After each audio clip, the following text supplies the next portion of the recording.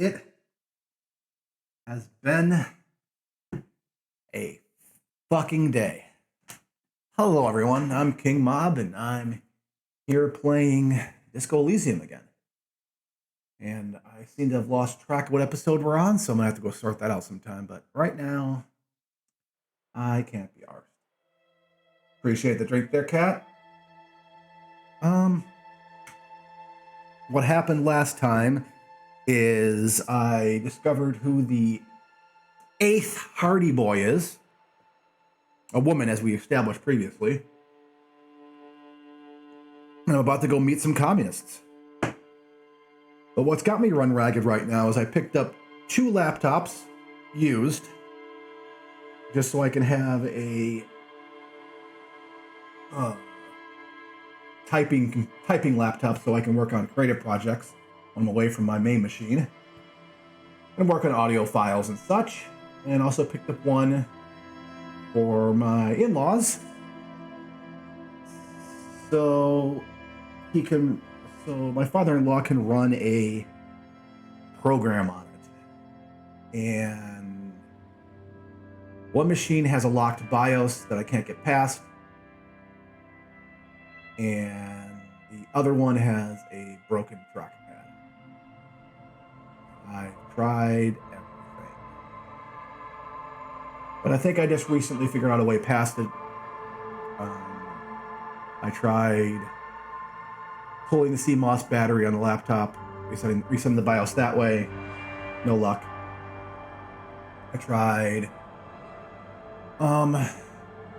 just dropping in an SSD. Well, it won't let me boot off a USB to install a new version of Windows.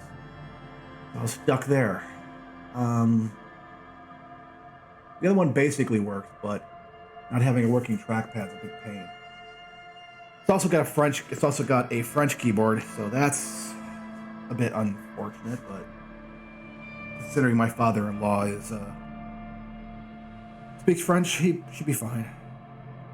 But yeah, the way I'm going to get past the BIOS problem is I'm just going to clone the hard drive to an SSD, drop the SSD in. The other one I can install a brand new version of Windows. That shouldn't be a problem.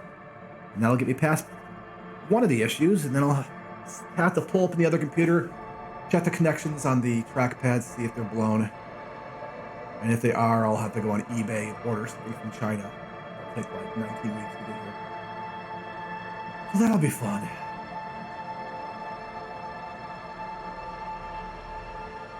Oh. Anyways. Every day I'm hustling. Let's get into it.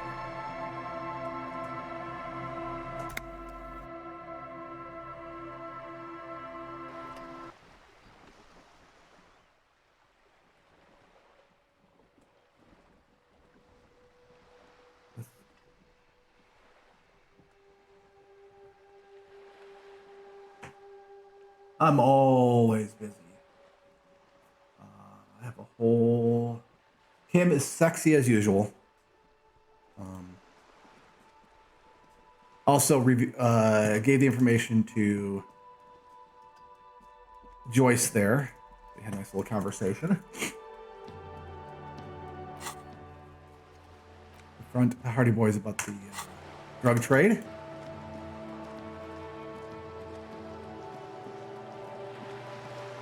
Like I said, I don't know how these writers made me fall in love with a balding Asian man.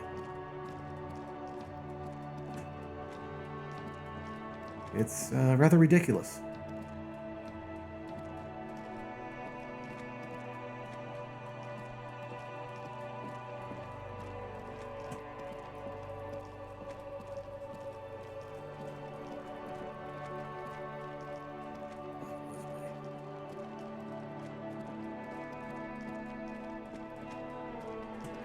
Yeah, but he's like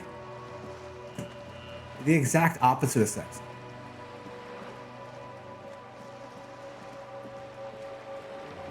Or like conventionally sex. I know. You're right. You're always right.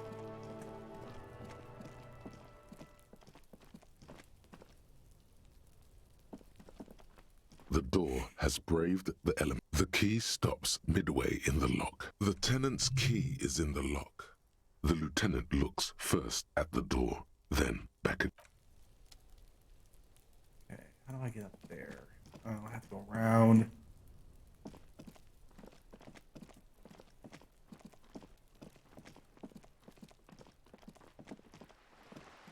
But yeah, I mean, I sewed this in here. I got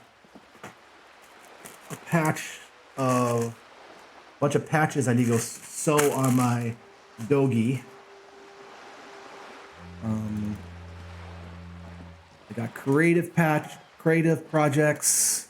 I got ROM hacks and role-playing planning, and I've actually had to create a Kanban board, which is like a task track you usually see in project management. I've had to start project managing myself.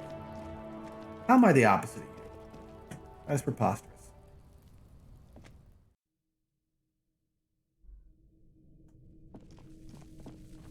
How am I the opposite of you, Cat?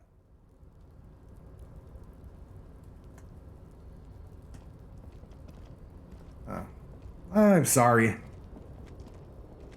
Sorry to hear that. That doesn't make me happy to hear.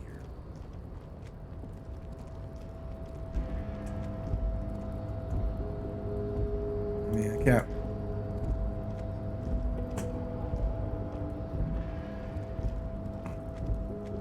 That's the thing. I also fill my life with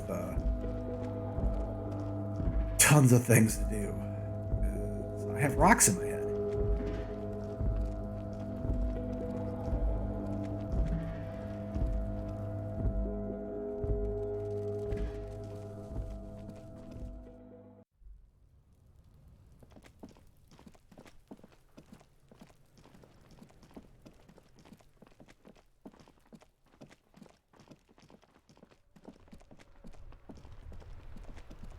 It's almost 10 o'clock.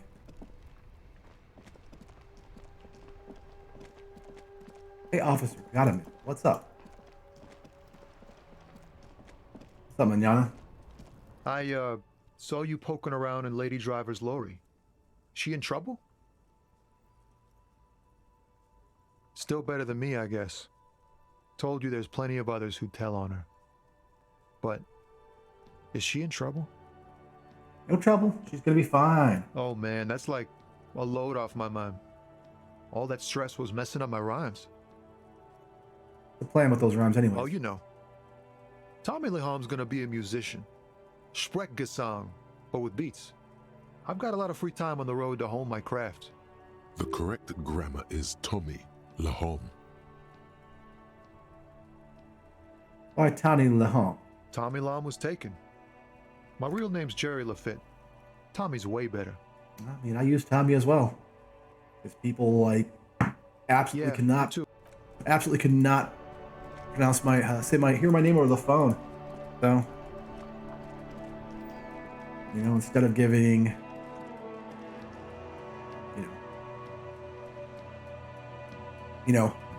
instead of saying, my name is, I just say, my name is Tommy. What's the name on the cup? Tommy. Who's the order for? Tommy. They probably get confused when I pay for my credit card. It comes up as a different name, but not my problem.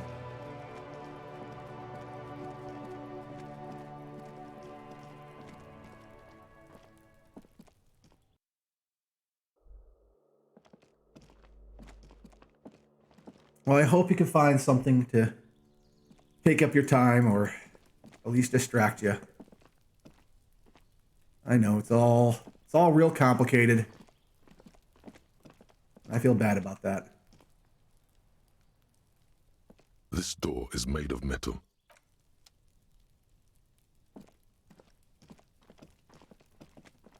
I can't get up there. I can't even remember how to get up there anymore.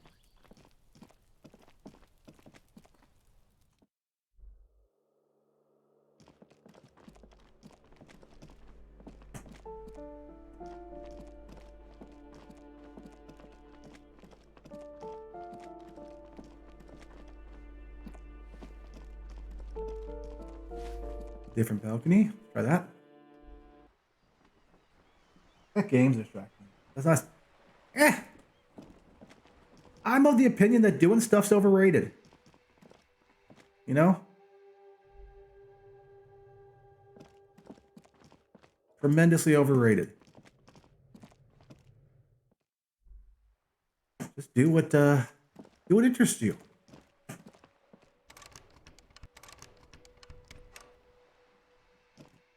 If video games would interest you, then video games would interest you. And BD. Well, that also has to do with like my my critical level ADHD, which, you know, if I don't write things down, I'll never remember it. But I do have probably 30 or 40 tasks out there I need to do.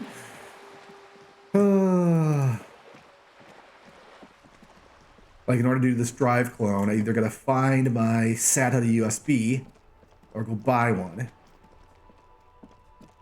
Yeah, everything's just. So a new N7 patch on my gi. I gotta go process the latest video from my training. I got to do ADR on a armbar and leg lock video I did back in 2001. That's almost nice enough to convert the VHS from back then to what's this? Convert the VHS to a DVD for me. I was able to rip that only after searching for it forever. And then after I ADR it, I'm going to have to do a summary of it and then try to do an improved version of it. Go. Hey, you're still here. Let's talk. It's not a fishing rod, is it? It's... What is it? It's not a fishing rod. Let's talk, big man. Mr. Dubois, every worker, member of the board. How can I help you today? Everett, about the weasel. You fucked up. You waited too long, the weasel came back, and now you can't open the door I asked you to open. Everett forgives, Harry. Don't cry, my boy. It's gonna be all right. I'm still gonna tell you about the murder. That's just the way I... Now let's get down to brass tacks. It's time for men like me and you to figure out who's killed who and why. Real police work is gonna start happening now. I promise you, Harry, this is gonna be good. By now, I'm sure you've figured out who the dead man was working for. The bad guys. Wild Pines. Sent to scare us. Another violent measure of the top hats against us flatcaps. All right. Harry, this strike is the culmination of many, many mistakes made by the Wild Pines group.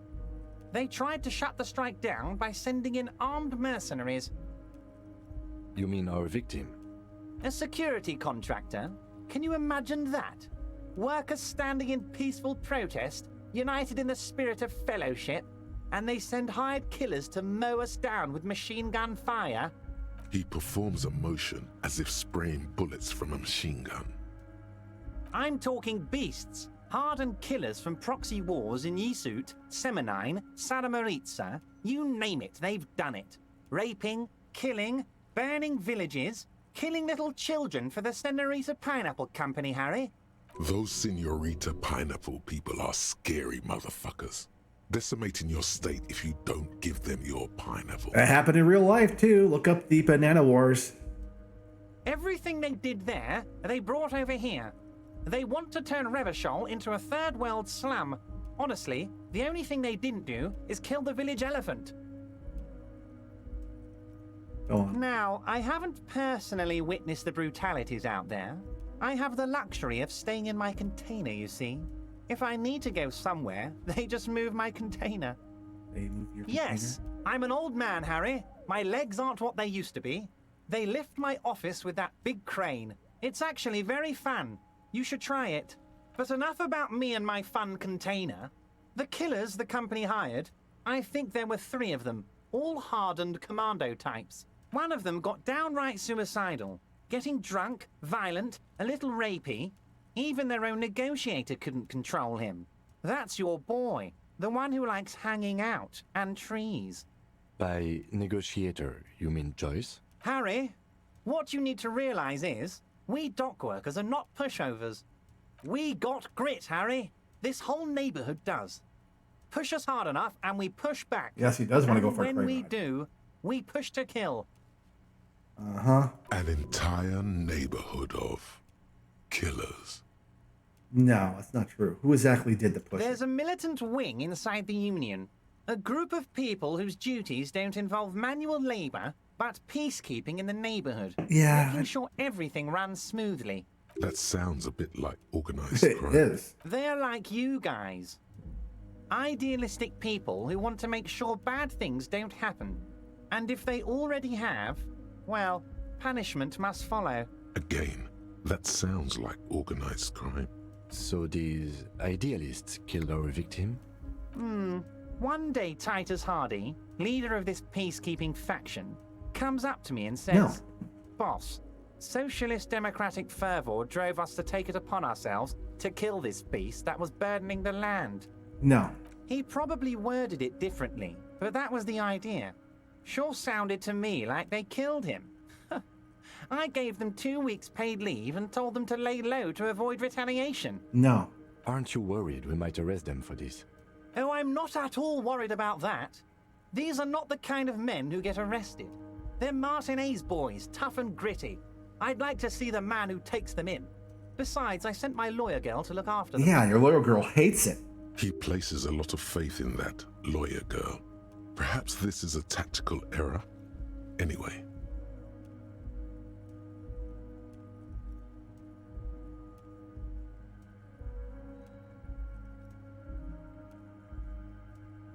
There was a... No. That's mine. Tell me about Titus. Oh, they are simply fine young men, all 7 of them. Exemplary union members, always working to advance their position in the local socialist democratic movement. Core members. Old Theo used to run them, but things really kicked into gear when Titus took the reins and named the group after himself. Gotta love his initiative. Interesting. Who's second in command? They're almost all of them great guys, born leaders.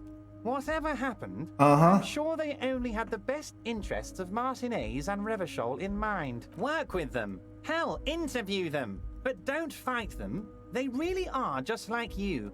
Men who like beer, women, and some order on Oh, well, the woman street. likes women, so that works. separate one from the herd. Which one of the Hardy Boys do you least favorite? Oh, that would definitely be Fat Angus. His feet smell from a city block away, and he's always having noisy stomach troubles. Horrible, revolting guy. What if I had to pin this on someone and just quiet? You would die, Harry. You would die, and in the process start a bloody and completely unnecessary war between the Debarders Union and the Citizens Militia.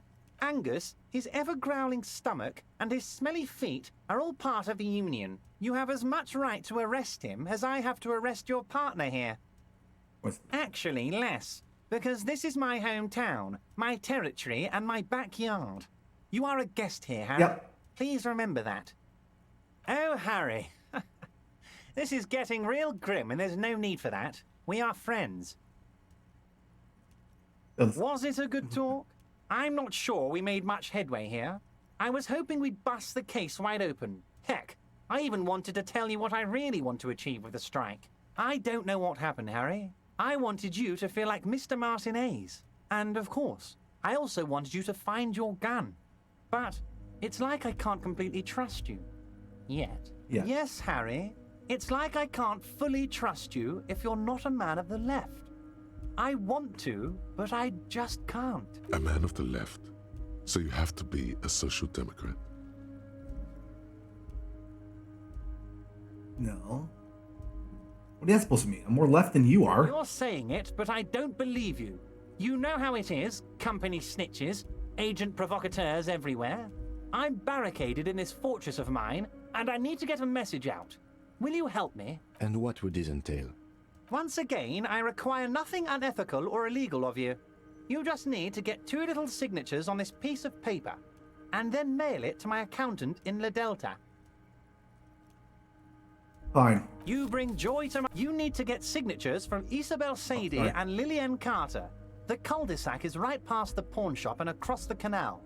I heard there was some trouble with the water lock, but it should be fixed now. Once you have the signatures, mail this to 13022 La Rocca in La Delta. Then I'll know you're a solid socialist. He's finished investigating. Ah, yes. Your side investigation. Thank you. You've got some spirit clearing up phony drug accusations alongside this murder. Actually, Revachol doesn't have a mayor. He refuses to discuss it further. It's probably just a small nuisance. Okay. I have some communist things.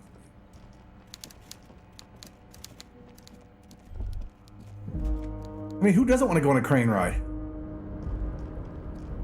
We all want to go on a crane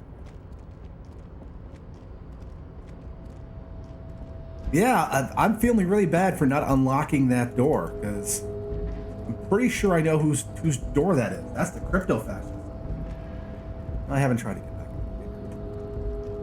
You're back before the cargo container. Its draw has not lessened since you were last here. If anything, Sure. it seems to, and as it's always. That was a big fat failure. That was a 3. Okay, keep checking it. I have stuff to do. But I gotta make Homeboy go away.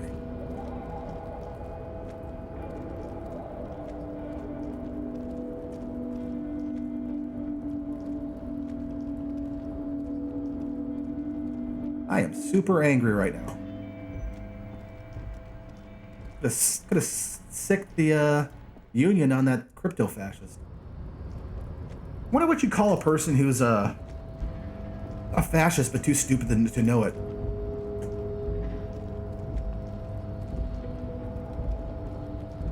Man, I know quite a few of those.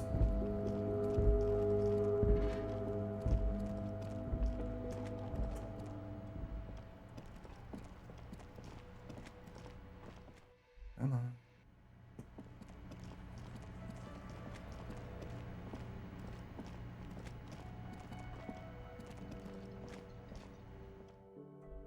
What are you coughing about?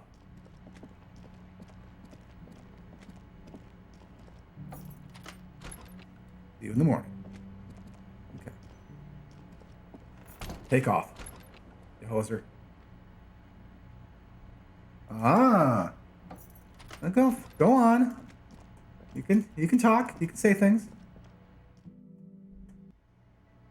I mean, yeah, there's ignorance. You know, people can sometimes are just ignorant. They don't know any better.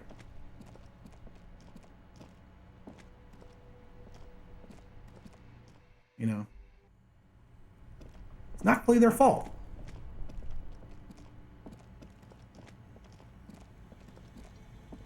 The bear's eyes are still. The body is reluctant to let go of the boots, as though it were its last bit of dignity. You're going to need to summon all your strength for this undertaking. Whatever you're planning to do, you need to do it before you catch pneumonia in the cold draft coming from deep inside the fridge. Pneumonia. It's not completely useless. You're able to reveal a little more of the putrid polymer sock beneath the boot. It feels like the leg is going to come off along with the boot, but you're able to get the boot to move a centimeter or two. Just relax. This is easy. This is happening. Just to see. He's too heavy to move by yourself. A great mass of dead muscles, with hoarfrost covering his milky eyes. This is the right method. It takes some time, but eventually the boots come off, with nasty slices of polymer sock stuck to even bigger pieces of skin and rotting flesh. Not good. Let's pin this on the bear. The ice bear tore up his legs with its claws. As for the boots, you can't possibly do anything with them until you've cleaned and disinfected them thoroughly. Yes, these absolutely need to be washed before. The stink is incredible. Didn't the Whirling have a kitchen? Close the door. Yep, time to make some foot stew. Heck yeah. But right now, I have communists I need to meet.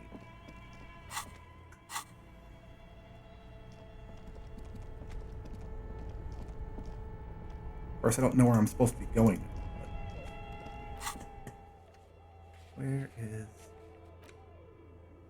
Cape Side Apartments? I think.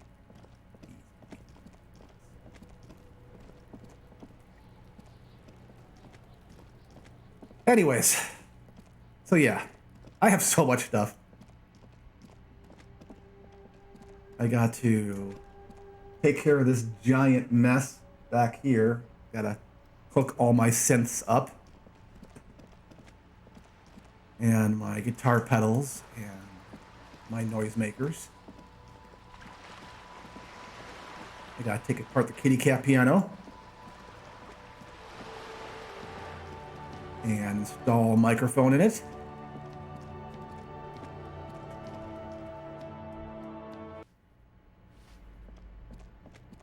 Let's go talk. Go talk. Hello again, officers.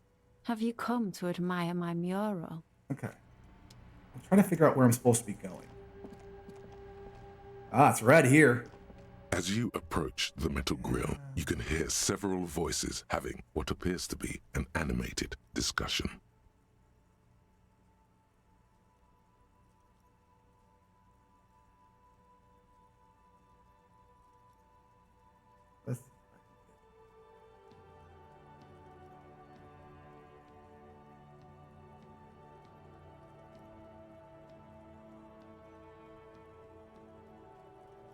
Let's get the right one.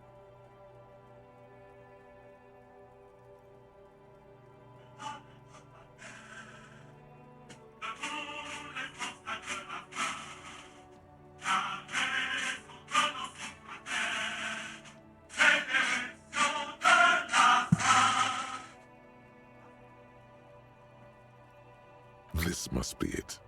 Beyond this door lies the beating heart of smell. radical communism in Martinez. Somehow, the night air softens the smell of trash and sea brine. As the breeze pulls through the canvas like a shuttle through a loom, you catch a hint of something unexpected. Something earthy, warm, and burnt. The acrid smell of failure. No, that's just slightly burnt coffee. A smell you would recognize anywhere. Just look at this pig, sniffing about after hours. No. The metal grill is cool to the touch. Try to listen. You can make out at least two separate voices.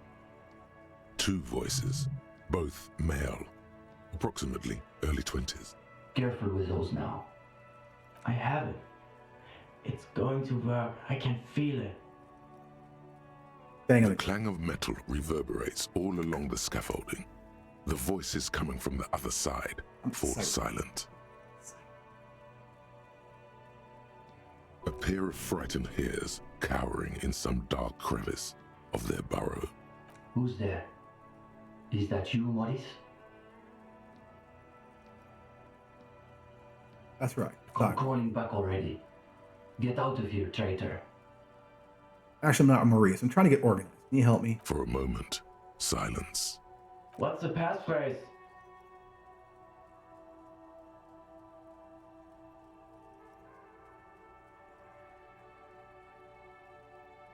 I can't remember the fast phrase. Oh. You know, if I was playing this continuously.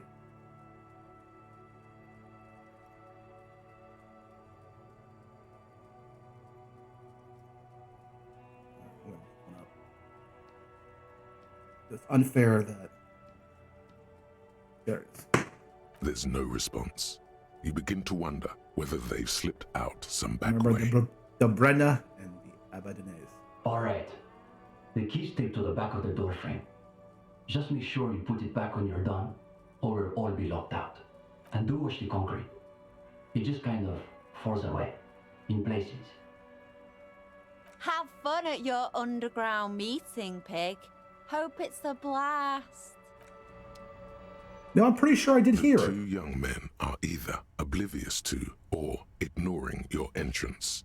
Their attentions are fixed on whatever it is they're stacking in the middle of the floor. Matchboxes, it appears. I think it's holding, Alexis. It is. It's holding. It's definitely not holding. Those matchboxes are stacked so haphazardly, it's like they want them to collapse. Careful, careful. Ah, Damn, hardly any difference. the young man shakes his head, then looks up at you with barely concealed irritation. You're late. He should Oh, know the meeting starts at 10 p.m. sharp. His companion looks up at you and squints. There's a great deal of tension in this young man's shoulders, more than someone his age should bear. Meanwhile, his companion inclines toward him, eager to catch every word that dribbles from his friend's mouth. You weren't exactly easy to find. That's the whole point, of course. We can't just have anybody waltzing in here. Martinez is crawling with reactionary infiltrators. There are RCM spies, for one. Just recently, someone even broke into my apartment, if you can believe it. To say nothing of Gotwaldians and iconoclasts. The young man's companion reflexively snorts at the mention of Gotvaldians, Oh yeah, iconoclasts. We all have to take precautions, especially during these delicate times. What matters is that you've made it, and that you've done the reading. Uh-oh. No one said anything about reading. You'll just have to wing this one. what is this reading? I thought this was a revolutionary group. Yes, a revolutionary reading group. The most ideologically advanced materialist reading group in Martinez. But it sounds like that's news to you. Maybe he can explain himself. What exactly are you two doing here? In the most generous sense, I would say we're cultivating revolutionary consciousness.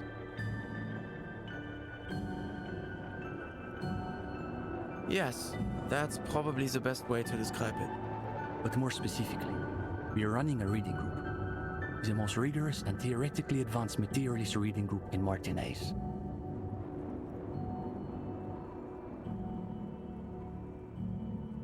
Hang on.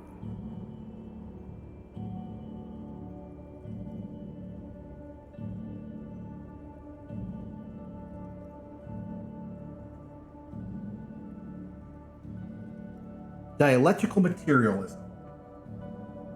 It's funny how that I was taught about dialectical materialism through creative writing, which is even more ironic considering that creative writing programs were absolutely fostered and constructed by the CIA. I am not even being conspiratorial here. But some of it escaped it. Comrade Steban is a great discussion leader. One of the best at the university. Yep, show don't tell, Equus, you know it. It's obvious they take this group of theirs extremely seriously. Whatever you do, don't compare it to a common book club. Yawn. Can you imagine anything duller than a bunch of Beanoclards yanking each other's knobs? Sounds like my place for intense. Sounds like a place for intense intellectual engagement. Exactly my the kind of whole thing. jam. The world is so shallow, all noise and repetition. We're interested in genuinely radical critique. All the way up your own ass. Precisely. We are not interested in senseless parroting. We like to read critically. Within the contours of Mazovian historical materialism, of course. I didn't realize they taught radical Mazovian theory in universities. As though you can call that problem teaching. One thing you learn quickly at university is that you're not going to find a real education in any lecture hall or discussion seminar. We are post-attendants, basically. Exactly. The only worthwhile part of the so-called École Normale de Reversol is the library. That's where we've made our greatest critical strides. What does your reading group actually read? We study all the foundational texts of Mazovian theory, of course. Just last week we finished the second volume of Puncher and Watman's Innocence of Capital. Truly extraordinary. And before that we spent 6 weeks on State and Plasm. For some reason, the word plasm catches in your ear like a piece of old wax. Uh-oh. You can feel your attention span rapidly deteriorating. Force yourself to keep listening. We've also read Wertmüller's The Megastructure of History, and before that, Real and Reality. Communist theorists love puns, in case that wasn't obvious. Hablars une paix infernale. The original Fizdale translation, not that watered-down revisionist garbage. Obviously. Obviously. But, of course, our special emphasis is on the theories of Ignace Nilsson and his followers, especially the inframaterialists. Who are the inframaterialists? You're not familiar with them? It's pretty advanced stuff. You may not be ready for it yet, Gendarme. Okay, then who is this Ignace Nilsson guy? Only Krasmazov's most trusted lieutenant, the evangelist of the revolution, and the founding father of the People's Republic of Samara. It's hard to overstate how unimpressed he is that you've never heard of this world historical individual. He also happens to be the greatest communist theorist after Mazov himself. It was Nilsson who first postulated the existence of ideological plasm, which forms the basis of inframaterialist theory. Those words again. You've got to find out what this inframaterialist stuff is all about. This music's gorgeous. Whatever it is, one thing's perfectly clear. These young students have a much deeper understanding of communism than you do. Oh yeah, I get that. They're the other end of the spectrum. Yeah. You could learn a thing or two from them. If you can convince them you're one of them. The young man sighs. His companion looks about furtively. Where's the rest of the reading group? What do you mean? This is the reading group.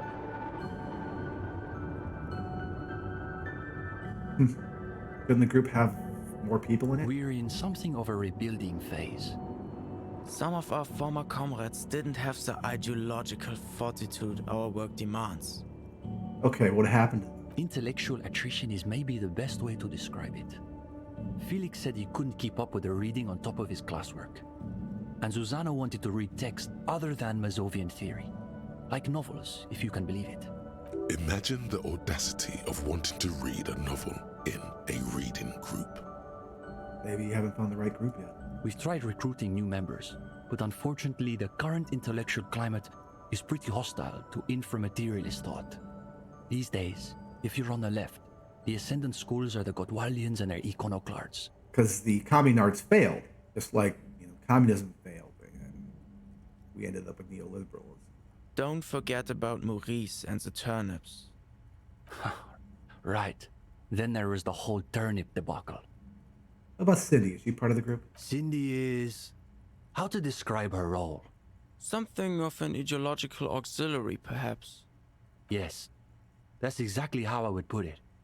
And naturally, we support her radical counter-liberal aesthetics. Yeah, she's a crust punk.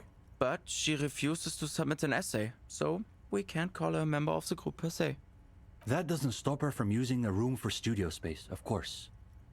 What's wrong with the Gottwaldians? They're the most depressing school of communism. They love writing long books with a patina of Mazovian theory to cover up their cheap psychologizing. A gang of cheap psychologists and intellectual midgets. Typical Gottwalders, in other words. It's okay for Uli to say that, because his dad is from Gottwald. What's so depressing about their theories? The Gottwald school believe that intellectuals as a class are incapable of sparking revolutionary change. So all they can do is critique capitalism from inside itself. In other words, they have lost faith in their own relevance. That's why they spend all their time smoking cigarettes and writing long works of criticism that make you want to commit suicide. Sounds rewarding, actually. If it were, they wouldn't keep committing suicide. You see, Okay, you win. the Gottwald school look like communists. They talk like communists. But scratch the patina and you'll see beneath that they're just depressed liberals who've read too many books. I mean, there's a lot of people who are there right now in real life. I have to say that. Drink of the night, a very blue collar Detroit type of beer. There's beer of the Ghostbusters. What about the Iconoclasts? For starters, they love talking about beans. Beans. That's right. Iconoclasts are obsessed with beans. They love thinking about beans. They love counting beans. But most of all, they love building models to predict how many beans there'll be in the future. Nota bene, iconoclast is an extra pejorative form of the already pejorative name, Mazovian economists, a moderate school of Mazovianism which advocates the gradual transition to communism through carefully managed economic modernization rather than violent social revolution. They're by far the most bean-centric school of communism. I don't get it. The beans a metaphor? If only. They've got all the beans accounted for in their asset sheets, their quarterly budgets, their future projections. But for some reason, there are never enough beans to go around. So we've just got to cut our bean rations in half. And next thing you know, there are budget cuts. So now we've got to cut the bean rations in half again. I'm sorry to hear that, Equus. You see, iconoclasts claim to be communists, but in reality they're just liberals with hard-ons for spreadsheets. What about the liberals? Are they liberals too? Of course not. The only people who actually call themselves liberals are mouth-foaming reactionaries. Basically indistinguishable from fascists. You'd need an X-ray machine to tell the difference. Did you say something about turnips? It's an unfortunate story. You see, our ex-comrade Maurice is something of an economist. He's studying macro and microeconomics. Right. So a few weeks ago we were discussing the extra physical capabilities of the revolutionary state. And Maurice said, what were his exact words, Ulex's? It was unbelievable. He said, turnips don't care if they are grown by communists, moralists, or Vulcan. They grow just the same. Just a minute. Steban, Ulixis. Why do those names ring the faintest of bells? You should get to the bottom of this when you have the chance. Basically, he was rejecting the whole foundation of inframaterialist theory. What is this inframaterialist business they keep blathering about? I remember what Never heard of anything like it. what this means about turnips again? Simply that under suitably revolutionary conditions, crop yields naturally increase relative to non-revolutionary crops, which Morris somehow has the gall to deny. Susanna said that he has been hanging out with some non-communists lately. For us, the question boiled down to, if you don't even accept the basic ideas of Nielsen and inframaterialist theory, why are you in the reading group? They expelled Maurice from the reading group over an argument about turnips. Well, it wasn't so much that he was expelled. He just quit coming. We haven't seen him around for weeks. Unrelated. I've heard enough. Let's talk about something. Go ahead. Does this reading group have anything to do with lynching? Lynching? No.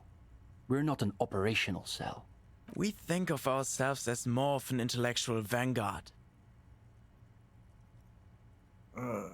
Is the reading group affiliated with the union somehow? No, we're an independent organization.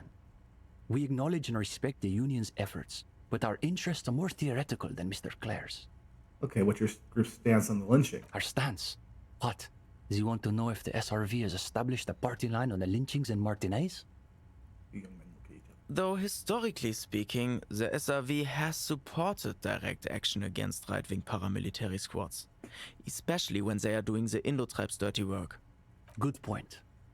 So as a provisional matter, I can say we support it. Are they being sarcastic?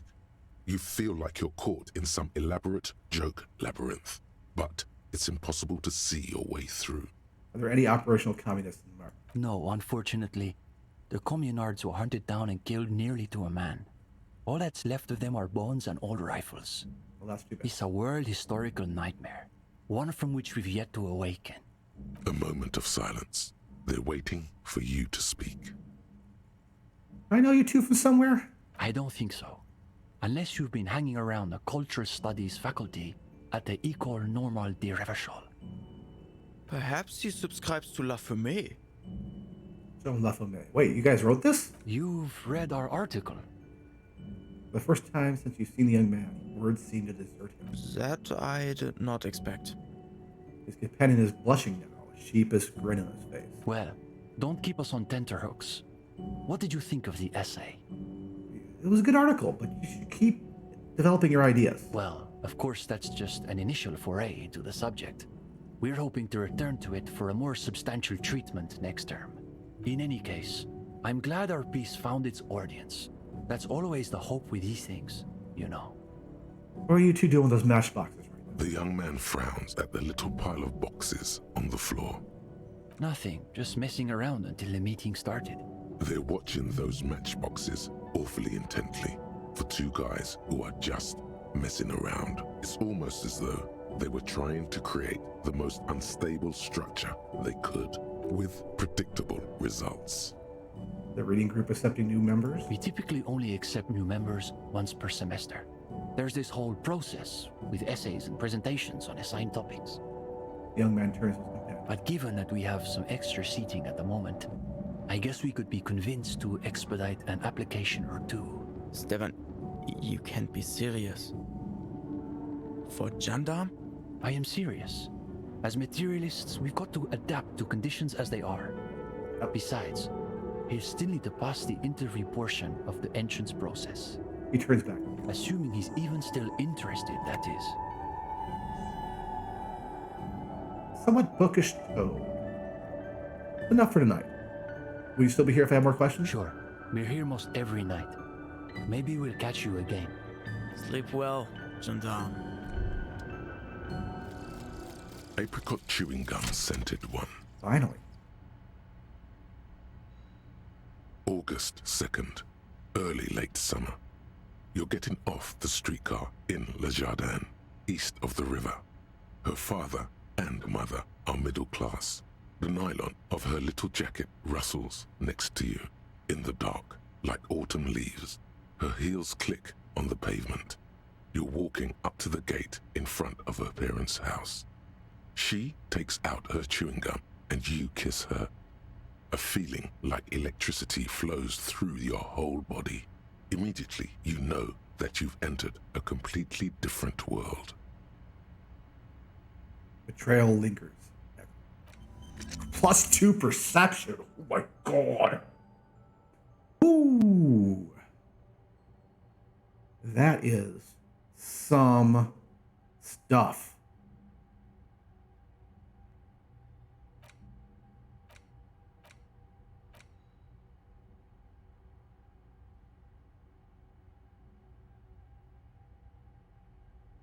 All right.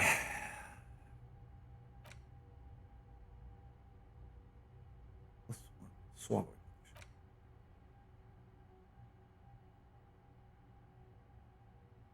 Yeah.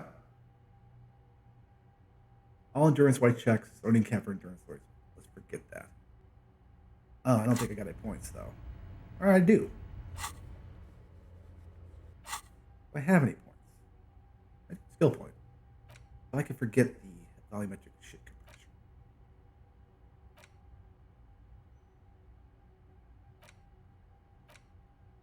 Plus -2 suggestion.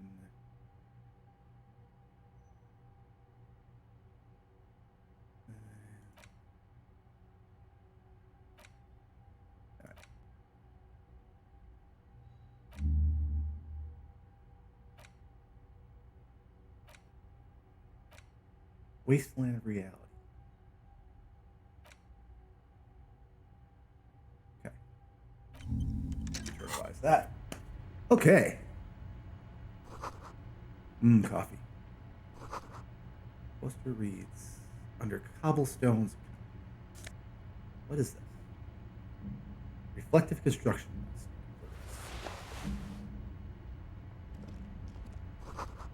The communards didn't commit enough atrocities. No war, but class war.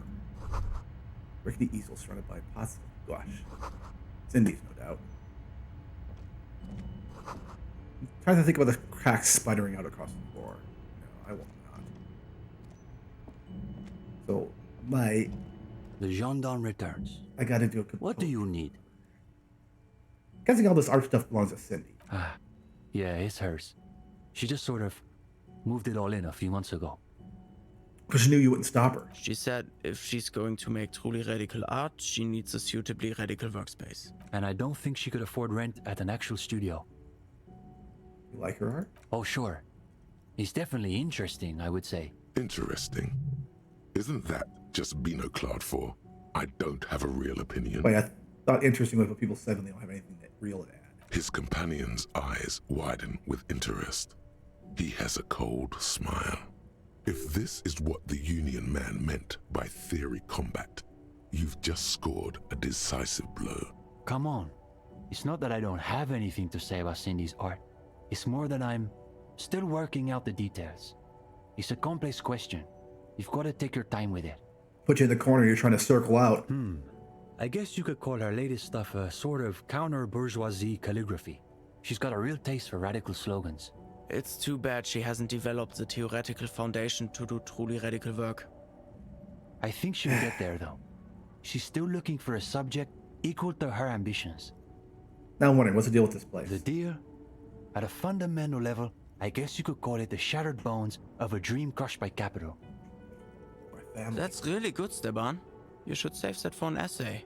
Thanks, Uli. When the idea is sound, the words just sort of flow. Yes, now keep developing the idea. This place is the shattered bones that must make us the bone weavers. Yeah, that's not bad. Not as good as Steban's original idea, though. Let's move on. Go ahead. Let me get my composure real quick. Okay, am I wearing anything that's fucking with my composure? Take off those pants.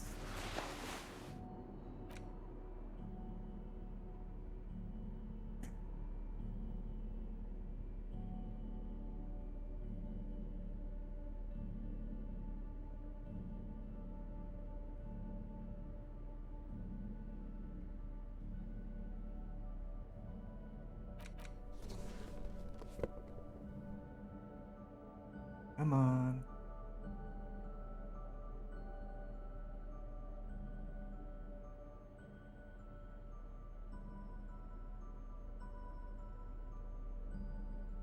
Where are my gloves?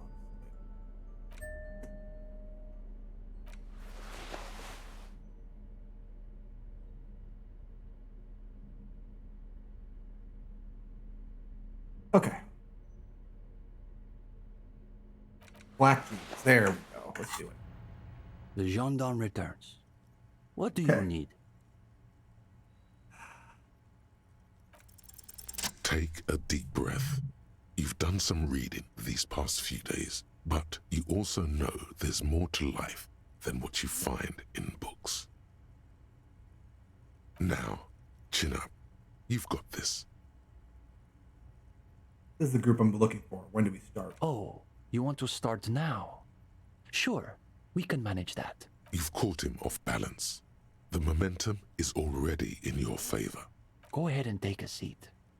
Since we haven't had time to prepare an exhaustive questionnaire, I think we can keep this interview more freeform. Why don't you tell us a bit about the books you're interested in?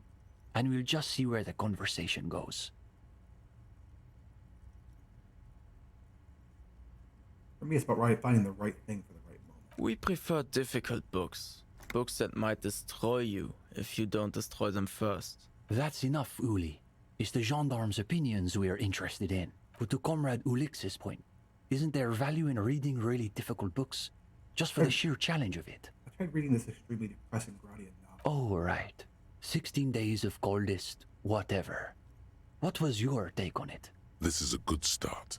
They're starting to loosen up. You feel relaxed and in control. You ably summarize the novel's characters and themes. Even better, you're able to connect those themes to your critique of the novel's formal qualities, such as they are.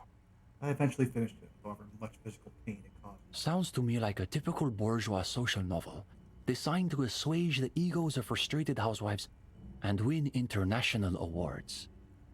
And Gradian realism is the worst realism.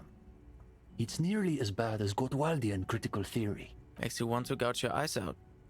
Or better, gouge the author's eyes out. These kids are eating out of your hand, practically. Another quarter of an hour disappears. The questions come rapid fire, but you have an answer for every one. Now you can sense things starting to slow down. The interview must be reaching an inflection point. Sorry, I didn't fail. But now I'm curious. Do you think there's value in reading so-called practical nonfiction?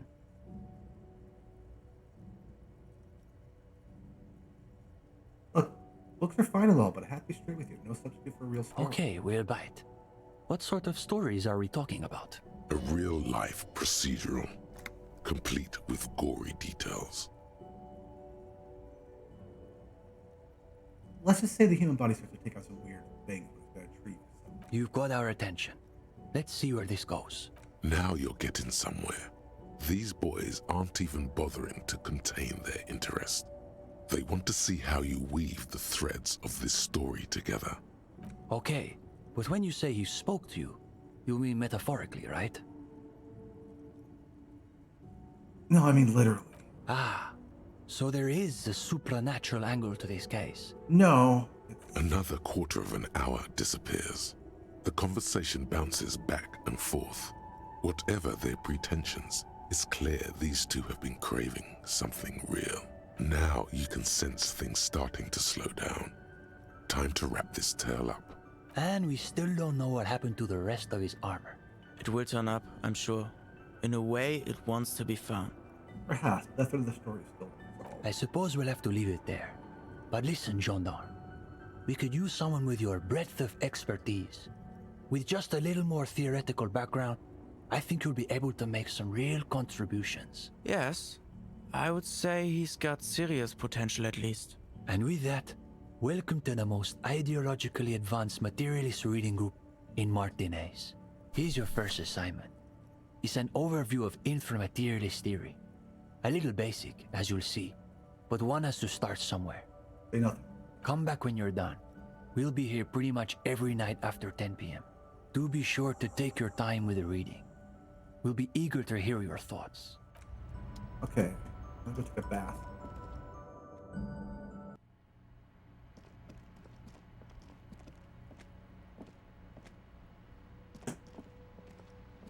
Merde. Merde.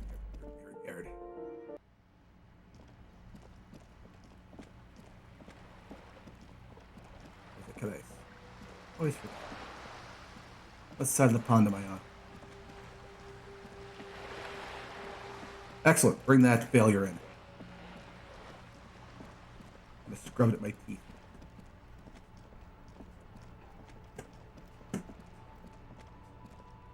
Ah, okay. Well, there's always a possibility I'm gonna fucking blow it, so.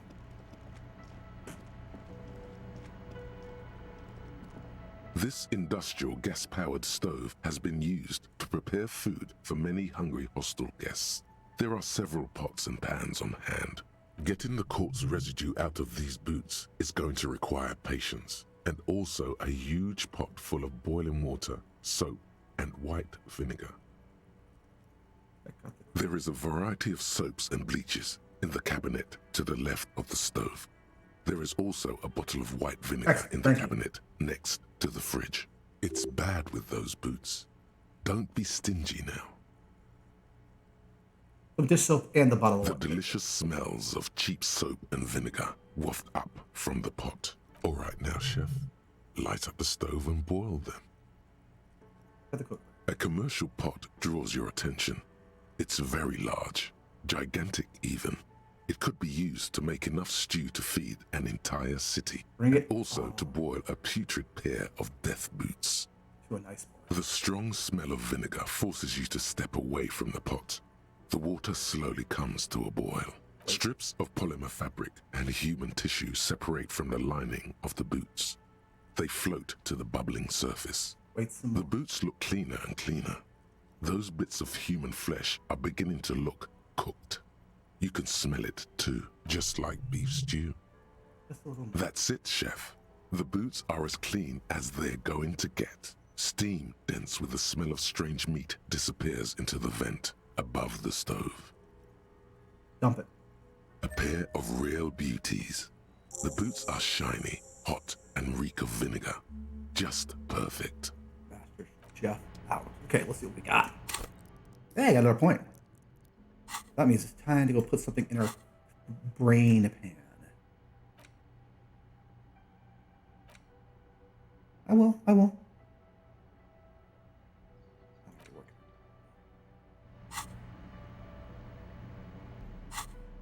Their boots.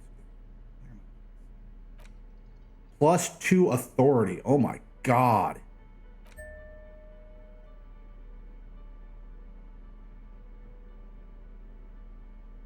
Here's my armor.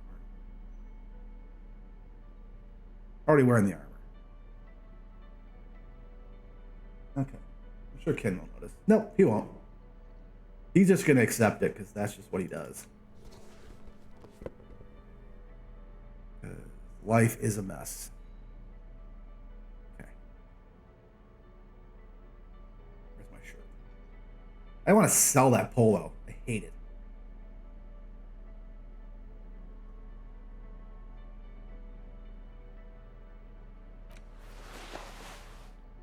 There we go.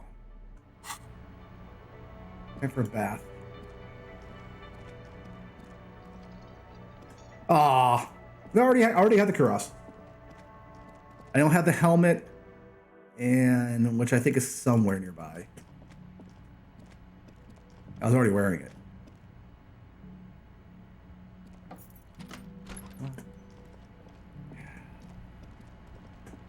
This is not the cleanest bathtub in the world, but it's cleaner than you are right now. Do it. That soap scum smell.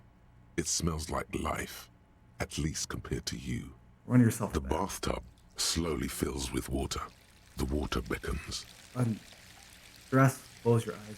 The water is only lukewarm, but still comforting. Like amniotic fluid.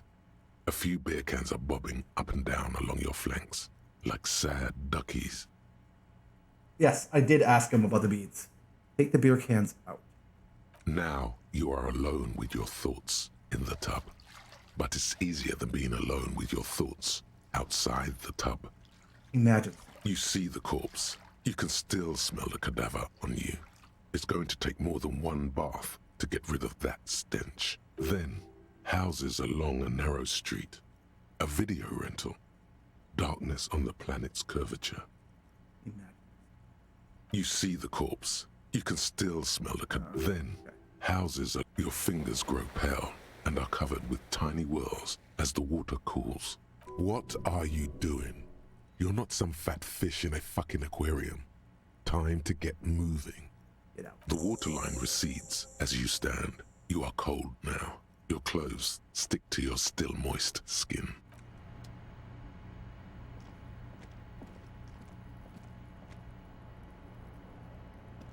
The bed is still cold from the broken window, and not... No, I'm not sleeping here. Fuck that. That bed is disgusting. I'm gonna go out the front door, I'm gonna fast travel and sleep in my real bed.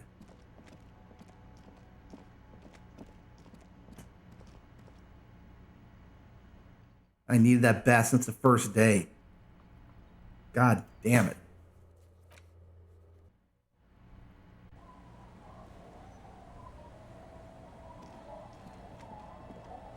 It's getting cold. Enter shack. The bed is comforting, if a bit run down. Still, you've earned a rest. I'm gonna go to sleep once I get myself another beer. Be right back.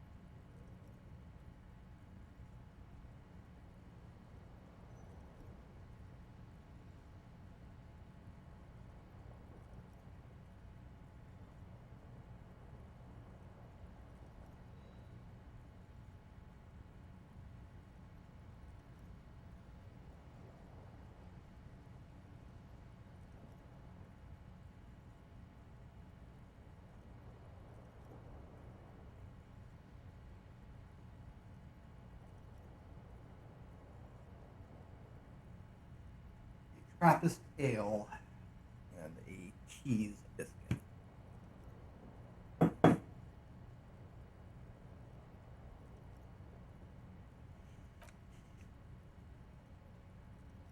The bed underneath you is soft, if lumpy. Waves wash the sand underneath the hut, then grow distant to your ear. In the quiet hum of the organic heater, you fall asleep. Like a deftly cast fishing net, sleep pulls you out of the world and into its dark shore. The rough mesh chafes, tightening around you, it digs into your brain. Dark shore my ass, I know what this is. How have things been going for you out there? Helped anyone lately? Saved anyone lately? Murdered anyone lately? This bastard isn't even listening to you. Because you know you are a murderer. A disco music listening psycho killer who offs poor people and then forgets about it. I don't care. That doesn't scare me. Hear that? You are naive to think he's afraid of his bloodied hands. Soul brother. Oh no. I see inside his amygdala and his hippocampus. The thing he's really scared of is much, much worse than that. What is it? Don't tell him, sister. It's too bad. They're right. This is their function. To keep you from it. Why are you doing this? I just want to sleep. I almost see the dark. We're trying to help you. All these processes, these tortures, voices and tremors are all just distractions, flares and countermeasures to keep you from the last dream. The worst of them all. The last dream? The last dream will be total annihilation. Cinders peeling off the fuselage. We won't be there to help you anymore, Harry. We will be dormant. You will be naked and alone. The air will smell of appetite. Of hell. An ancient sadness, brother. 10,000 years later, in front of the video rental, there is a warm breath on your face again. Everything is okay again. Everything is so okay. Doesn't sound like it's gonna be okay. Your eyelids flutter open for a moment. When you close them again, you sense the light of the room around you. You're back. In 2 seconds, the alarm will ring. The last thought in your head before waking is, maybe you shouldn't have seen that stained glass window in the church. Open your eyes.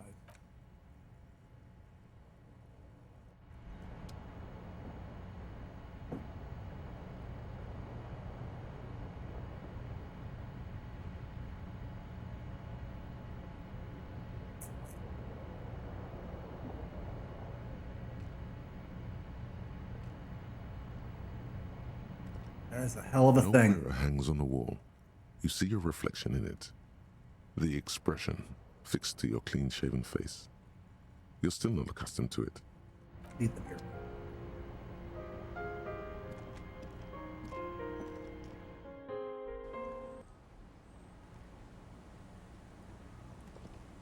Good morning. Our tenant, the policeman. I hope the waves don't keep you up at night. What can I help you with? Goodbye. What did you give me? White envelope with a stamp attached to the upper corner. Handed to you by Everard Clare. It's a legal document with 2 names printed on it. Both signatures required. You take the legal documents out of the envelope. A 12 to 40 month construction period and the zoning plan in the addendum. Look at the zoning plan. The youth center cuts into the ocean like the bow of some great modern ship. Apparently, it's going to cover most, if not all, of the street and the square between the existing houses. It's 3 stories tall. It's going to be awfully close to the already existing buildings, almost wall to wall, practically integrating them into the youth center. This is either an ominous or cool architectural choice. Hard to say. My money is on cool. Looks like a cubic pyrite. I'm gonna put a loophole in the deal. There is no loophole. The simple truth is, the current residents are going to lose their street access, and for the next 12 to 40 months, their lives will be dominated by constant construction noise right next door. Look, Kim, these people are going to have to move away. Can we do something about it? I should have seen it. Brownsley reads over the document again. Evrard probably has eyes on us, but we could try to get other people to sign this instead of those listed. Or you could forge their signatures yourself. By the time he finds out, we'll already be gone. Put the envelopes back in the document. Where could I do something where they're not going to be able to find it?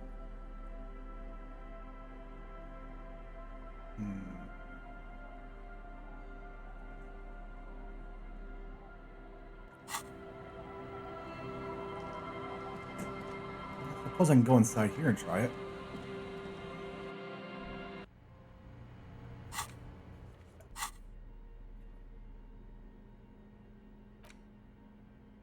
You take the legal documents out of the There we go. envelope.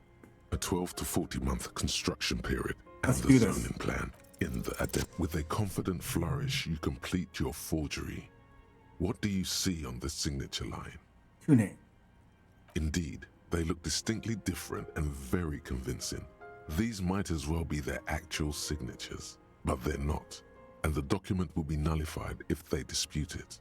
That means Everard will have to start over. All you need to do now is mail the signatures to Everard's accountant in La Delta. There was a mail delivery box in the plaza, near the corner of the bookstore. Documents back in the envelope. Roll. You take the legal... Okay. I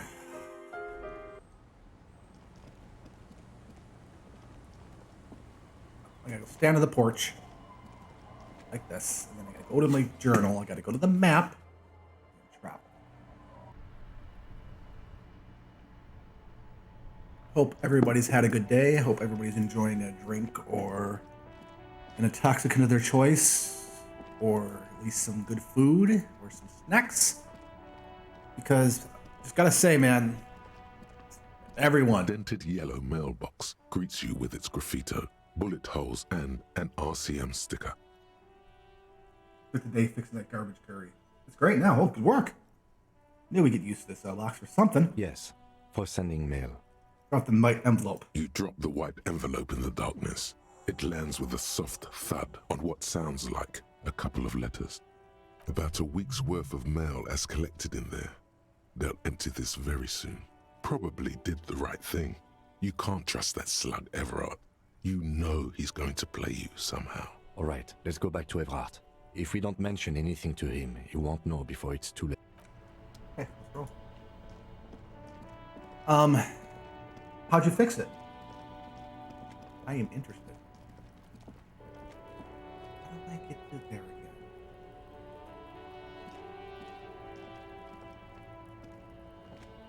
Oh yeah. Anyways, as I was saying, anybody out here who's just raw dogging reality, you're a braver man than I will ever be. Or woman, person, because man, it is bleak out there.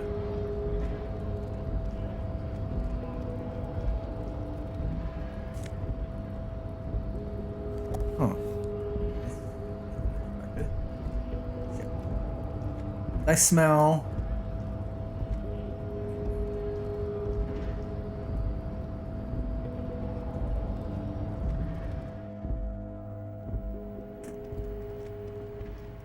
Already familiar cold touch of... Like $82 now.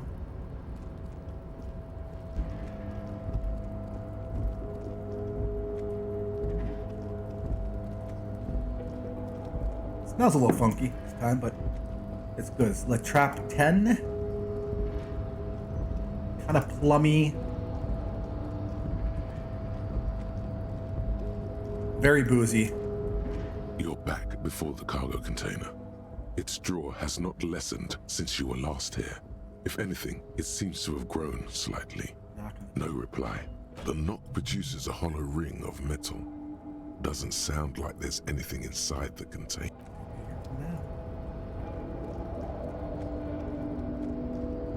Yeah, I'd love to hear how you saved that curry.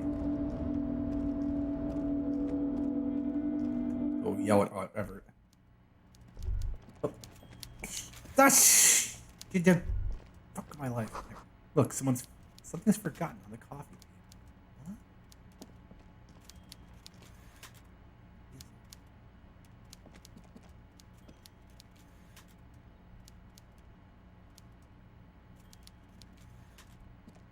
Let's see.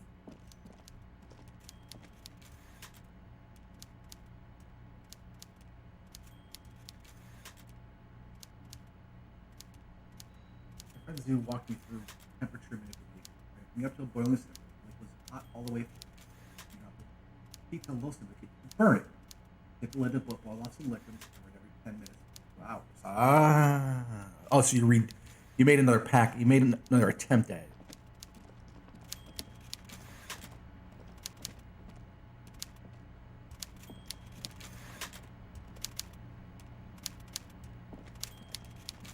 Mr. Dubois, every worker, member of the board. Oh, wow. How can Okay. I help you today? That's done. I mailed the signatures.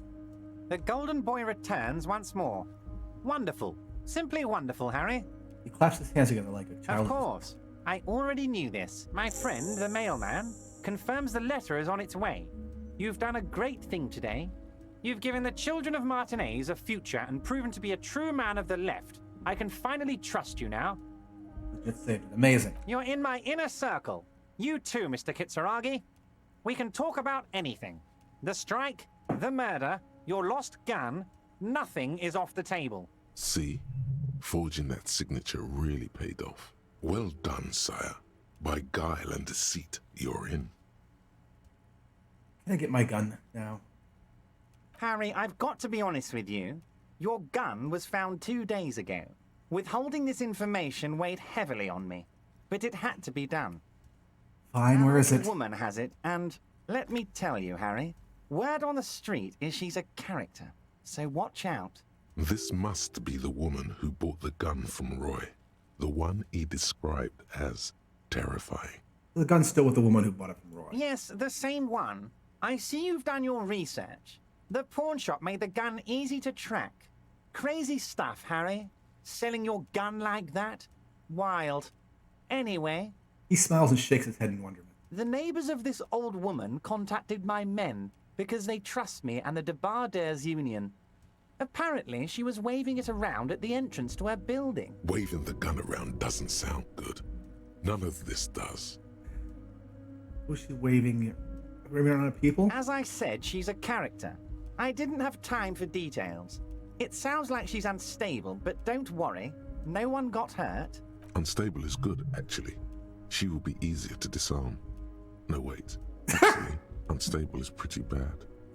Who is this old woman? Unfortunately, I don't know anymore.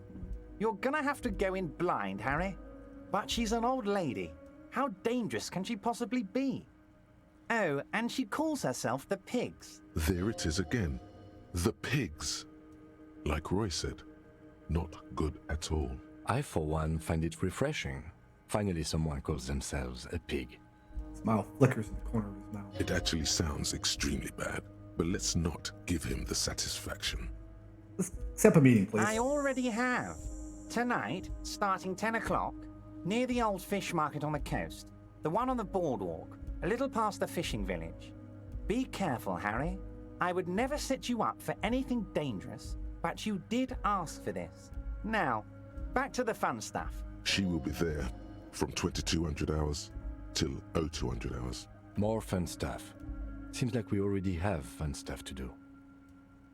Did you order the hanged man killed? I did not, Harry. Although I am very, very glad he's dead.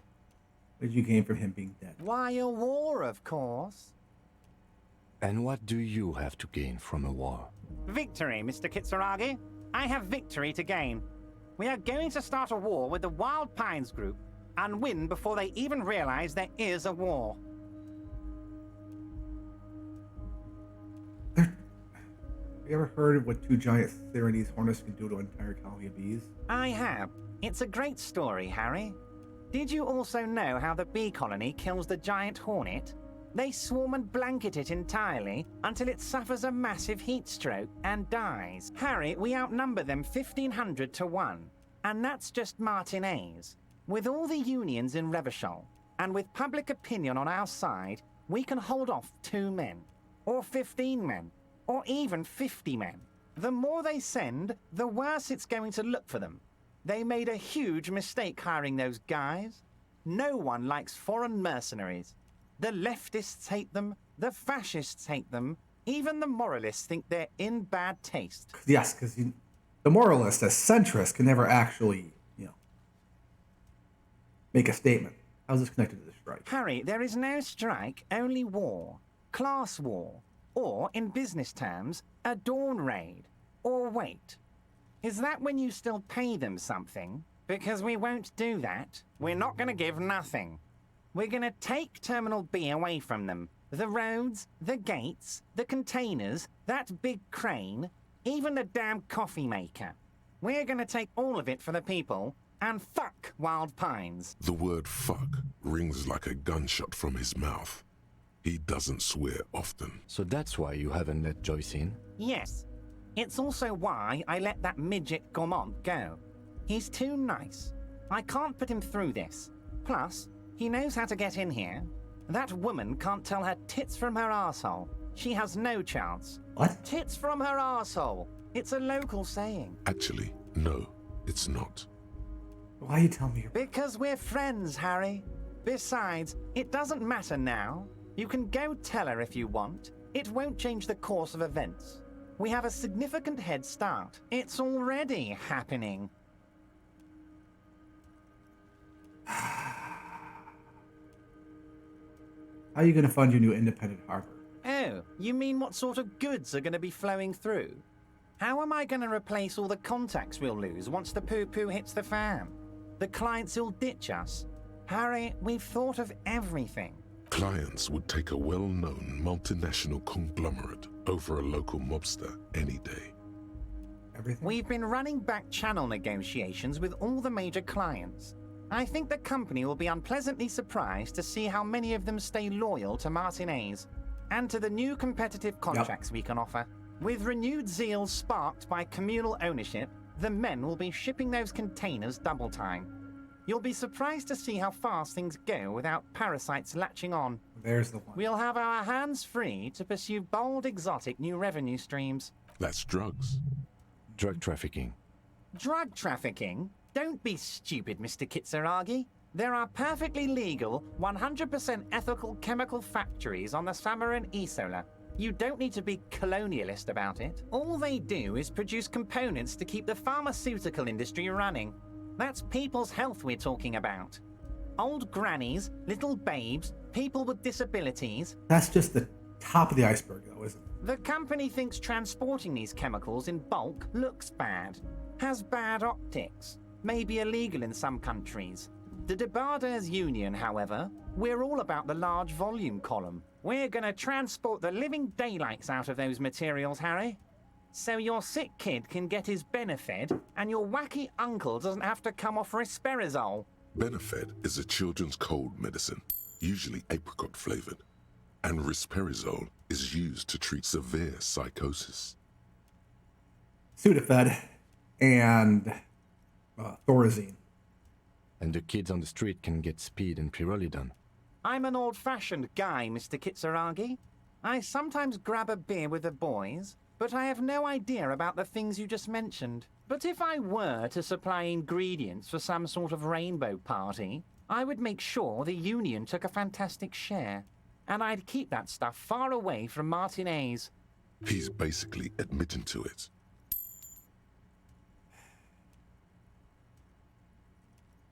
Interesting stuff. It makes sense to regulate the drug trade like this. Keeps out a more dangerous hand. Oh, Harry, you've misunderstood. I have no drugs in my hands. It's all far removed from me, like some half-remembered dream. Anyway, let's not focus on the sensationalism of the drug trade. This hypothetical drug trade is all anyone ever seems to be interested in. It would only be a small part of the harbor's turnover, just like the harbor is, but a small part of Martinez. Go on. Let's look at the big picture. Martinez as a whole. There are little girls out there with dreams of making music. Young mothers who want to start businesses. Models who want to walk catwalks and steel welders who want to weld steel. It is a great name. I'm going to unite them all into one economic body. We're going to incorporate this place to Kingdom Come. Everyone's going to be in on the wealth, and everyone's going to pull their weight. Very ambitious. Love what you're doing for the working man. Thank you, Harry. Thank you. You have no idea how much it means to me, because in many ways, you are that working man. You have already done so much work. Can I ask you about specific union members? We're way past specific union members now. This is the big time. We're talking about the future of Revachol here, Harry. His eyes are shut. You can bother Leonard with that. He loves to run his mouth on such matters. But I'm in big-time mode, Harry. There's something different about him now. He's more vibrant, more alive in his big-time mode. That's it. Great, Harry, great. I think we have truly built a bridge between Martinez and Jamrock today. We have united the RCM and the Debarders Union. Familiar sentence. This has been so great. I'm sorry we don't have more fun things to do together, but if you ever feel like bouncing something off me, my door is always open. Most certainly, Harry. Nothing brightens my day like brainstorming these things with you. By all means, Harry. We'll talk. At least I have a line in the gun. Ooh, wow. I got some points.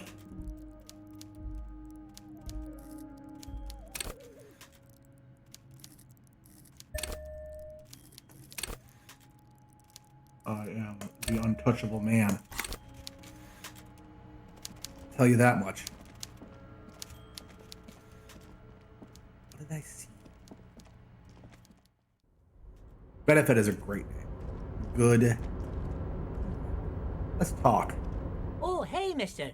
I knew you'd be back to talk with old Leo here, yes? Yeah, let's keep this sure, order. mister. Absolutely. I'm always willing to help out nice fellows such as yourself. No, I didn't wear them yet. Leo, you seem to know everyone around here. I want to ask about this. Mr. Everett doesn't really want me to talk to people about union guys. But who did you want to talk about? Who was Edgar? Mr. Edgar is Mr. Everett's brother. He looks a bit younger, he does. But a very smart fellow. Very smart fellow indeed. He's away on some union business. Not even in Revachol, they say. Don't interrupt Leo. All kinds of places he visits. Him and his brother both do when they're on a vacation. Right now, it's Mr. Everett's turn to look after the union.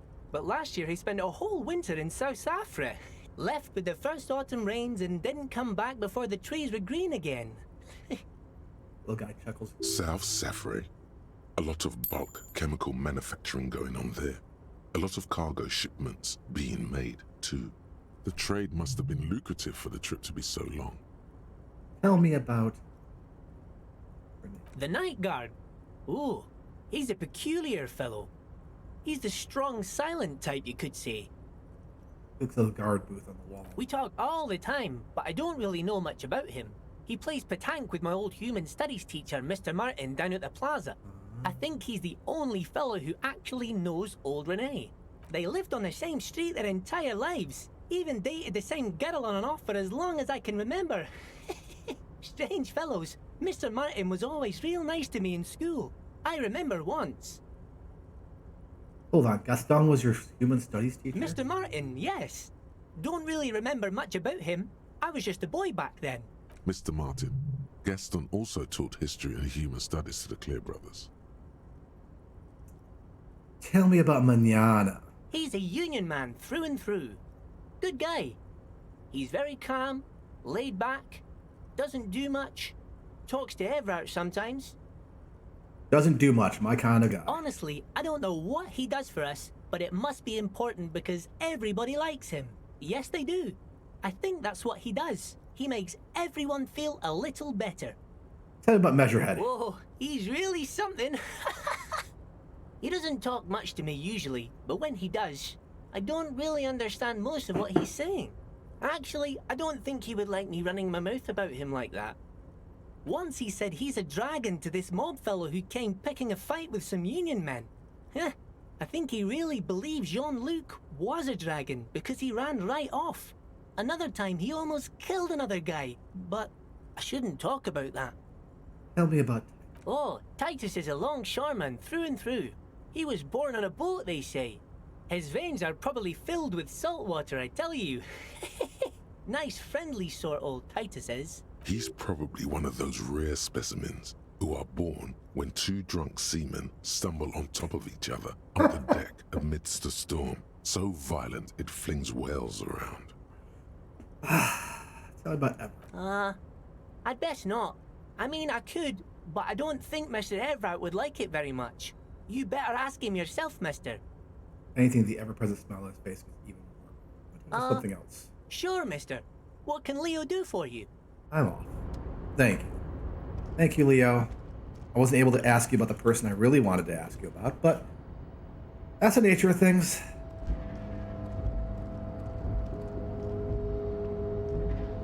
Yes? I'll talk about you. What about me? Good.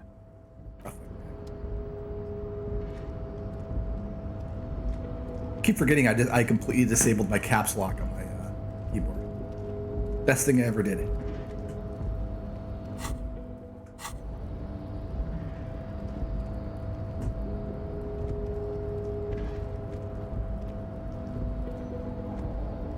You're back before the cargo container.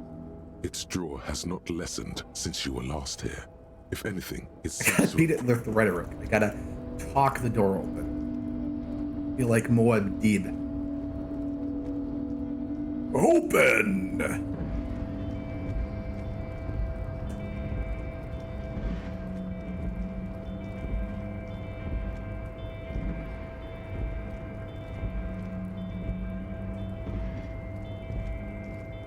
Ooh, this beer is strong. My God. It has me on my... What? You want to get that door open. So I'm gonna have to go rhetoric and open it. I don't think I'm built for that, though.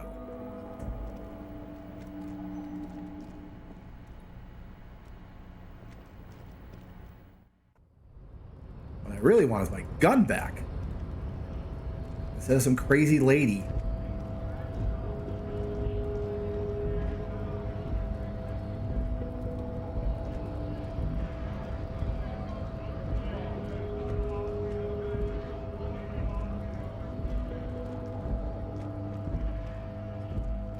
What can I go buy with my money? Okay,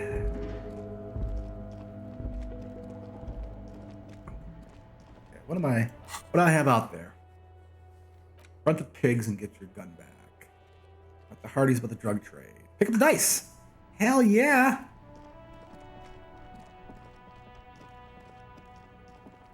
An old call box. East Delta Commerce Center. This must be the name of the doomed commercial area. East Delta Pinball. Silence. Silence. No one answers your call.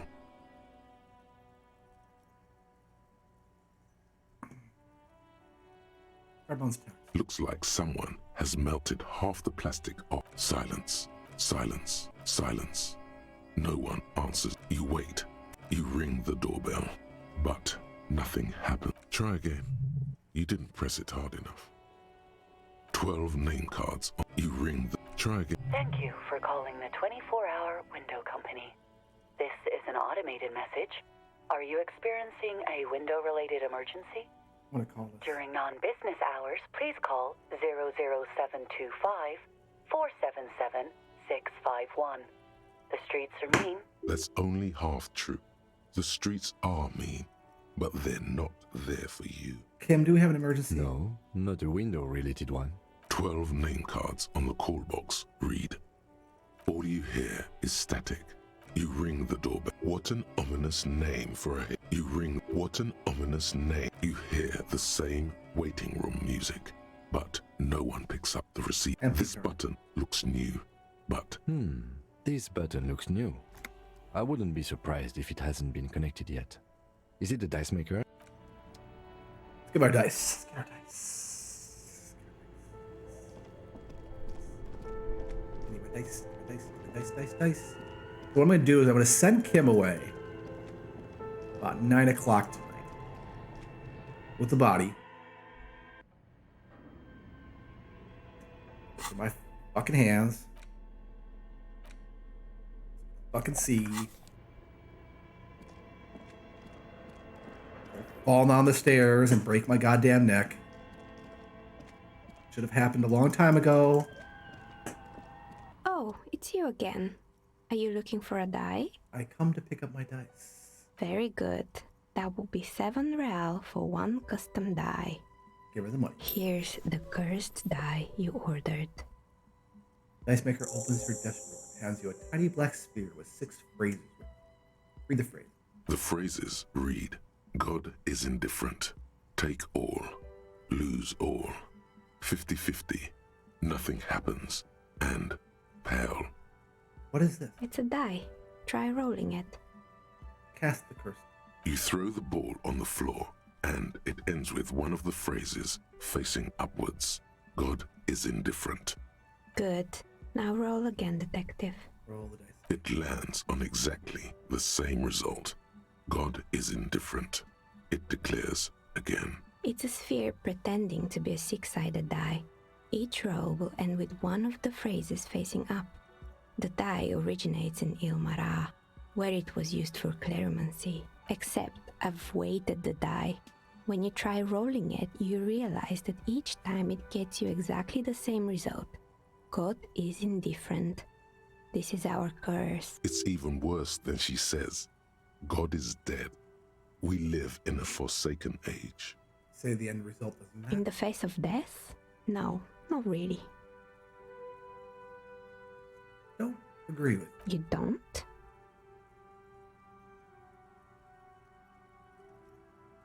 Matters as long as we're alive. I guess you can find some temporary solace in that. Yes. Still, thanks for the good luck, officer. Can I order? Let's feel this. Why? I'm gonna get that. Can I order another dice? Sorry, I'm a bit overloaded just now, so I can only produce 1 die per customer. Let's get my shivers going here.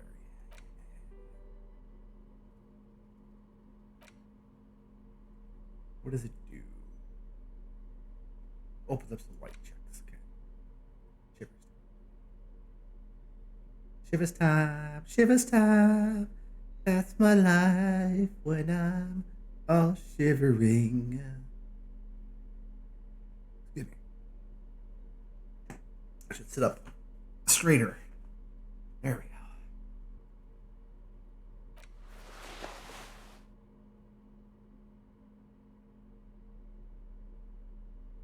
Yeah, nothing makes you less empathetic than wearing some armor.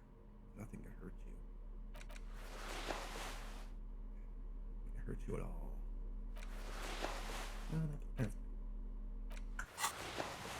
Oh, it's you again. Are you looking for a die? A gust of cold air sweeps through the chimney. The stones and minerals on the shelves rattle as though agitated. For a moment, it almost feels as though you're outside the building, exposed to the atmosphere.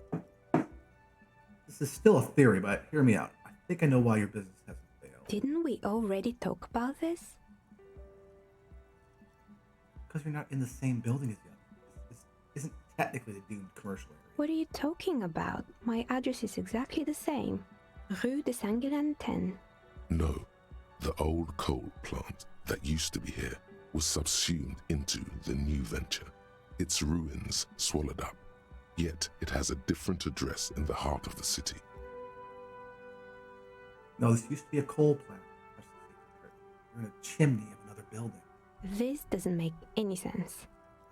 Looks around the makeshift nest she's carved out for herself, too. Are you saying my business was spared because of a technicality?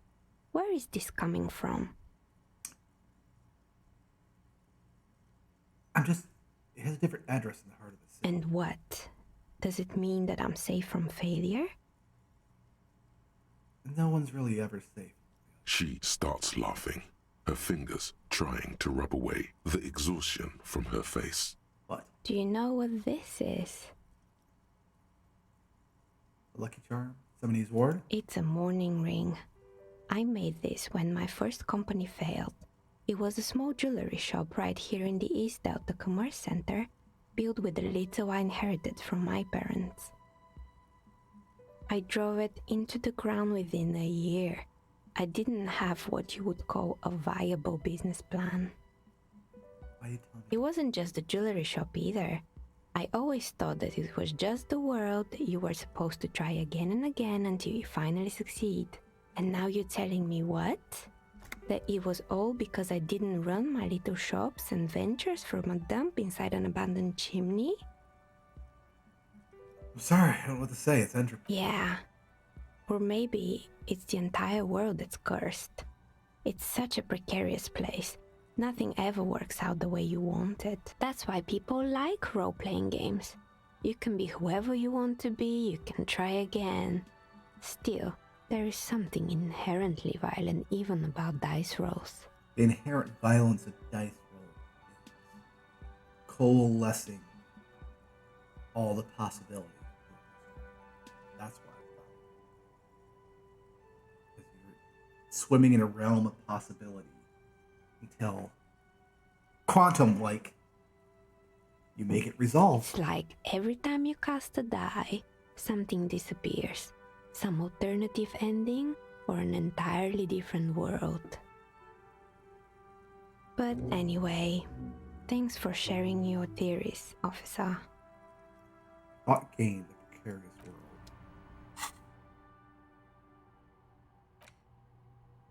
All red checks fail. Wow. Seems like the point of this game is victory. The absence of defeat on all fronts. Victory in business ventures and creative undertakings. Victory in love and over other people. Political victory. Ideological victory. Hell. Even sexual victory. Definitely a lot of object-based victories too. Having things and not losing them. One problem. Not a lot of victors in sight.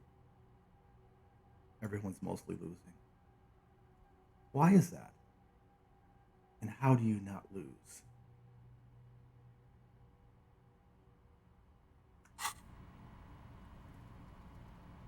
Whew. Harsh. Harsh as fuck.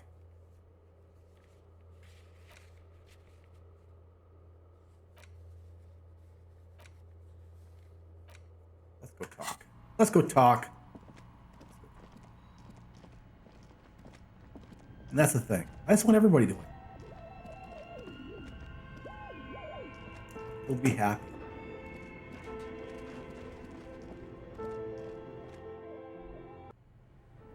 I want everybody to get exactly what they deserve.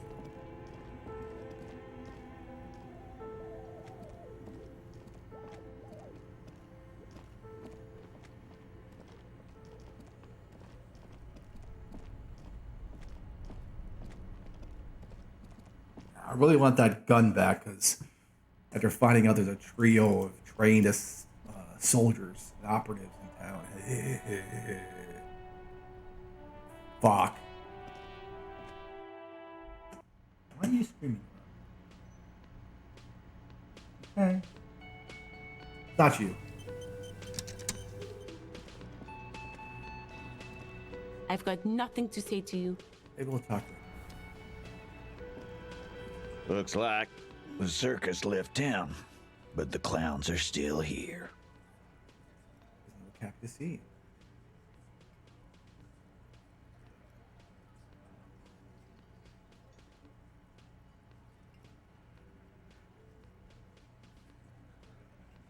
Guess what? Connect you to the local drug Like hell you have. There is no local drug trade. This place is as clean as a rifle. Go back to Jamrock and ask the local junkies how clean your streets are in Precinct 41 Kilos. We'll do that. In the meantime, did you know that there's an abandoned lorry at the intersection that was used to move raw ingredients for drugs from Terminal B to Jamrock? The person driving it was present at the hanging. It was one of you. We've connected the footprints. Detective, do you want to deliver the coup de grace? The thought forms in your head, like a lightning strike branching in the sky. You're right, there's no local drug trade. F you. That's a mighty interesting theory. I guess that's what you would need to do, theoretically. A big, strong, state-run monopoly would outcompete the runts on the street.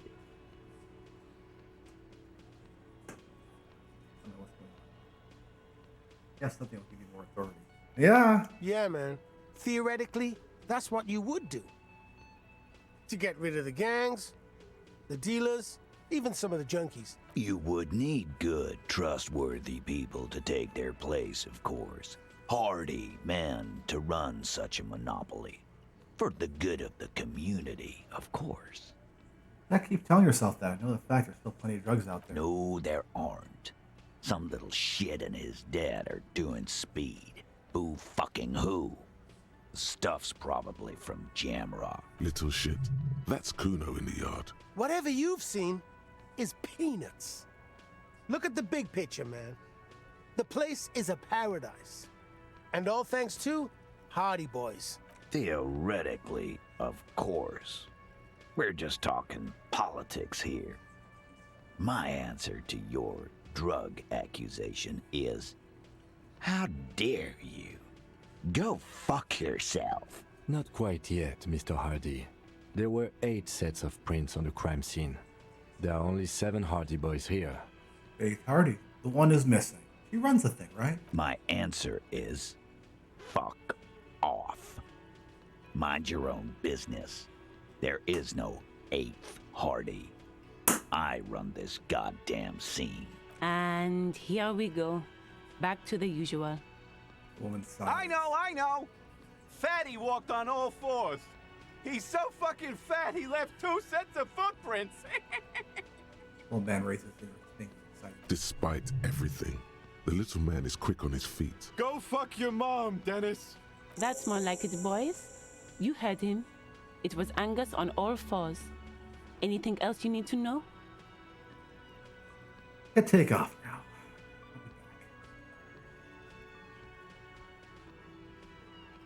I gotta go work on my brain cabinet real quick. Give me a moment. Precarious work. Sure. Okay. Save. Go put those fucking boots on. I know you're salivating for it. Hey. What's authority doing?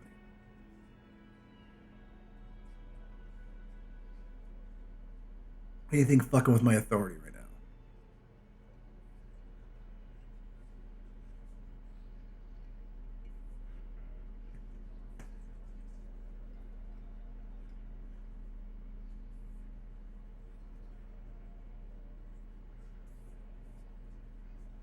I have 2 authority because I'm wearing a ridiculous t-shirt.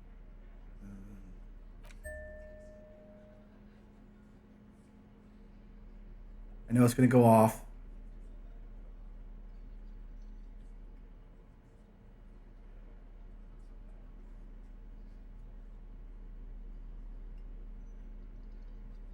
One authority. Hey, kitten. It's you again. What is it? He nudged you gruffly. Oh, he's changed his tone. Let's talk. As you look around this room full of sweaty men, swearing, drinking, spitting out tobacco, does this look familiar?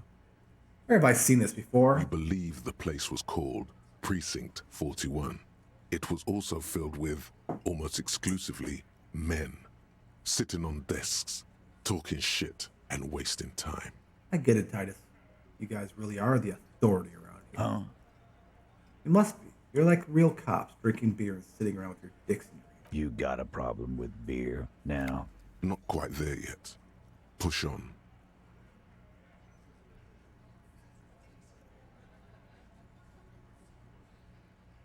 I have a beer problem, but also not a problem with beer. I have no idea how to do my job, like you. Speak for yourself, buddy.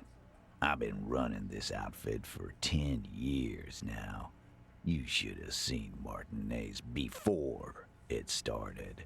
It was like Jamrock now. They didn't see shit, man. Kids getting shot. We had 3 shootings a week. Fucking graffito everywhere.